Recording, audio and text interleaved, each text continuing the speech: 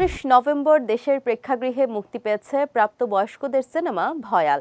জুলাই আগস্টে ছাত্র জনতার আন্দোলনের পর দেশের সেন্সর বোর্ড বাতিল হয়ে সার্টিফিকেশন বোর্ড চালু হয়। সেই বোর্ড থেকে প্রথম এ গ্রেড ছাড়পত্র পায় এ সিনেমা। 17 হলে মুক্তি পেয়েছে সিনেমাটি। হলের বিষয়টি গণমাধ্যমকে নিশ্চিত করেছেন পরিচালক বিপ্লব হায়দার। তিনি জানান, স্টার সিনেপ্লেক্স সহ দেশের 17টি হলে মুক্তি পেয়েছে ভয়াল। এটি গল্প নির্ভর সিনেমা। হলে দর্শক গল্পের মধ্যে ডুবে যাবে বলে আমার বিশ্বাস। সবাইকে বলবো, হলে এসে সিনেমা দেখুন, বাংলা সিনেমার পাশে থাকুন।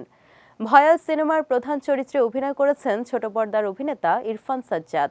এটি তার দ্বিতীয় সিনেমা। প্রায় 10 বছর পর ভয়াল দিয়ে সিনেমা হলে আসছেন ইরফান সাজ্জাদ।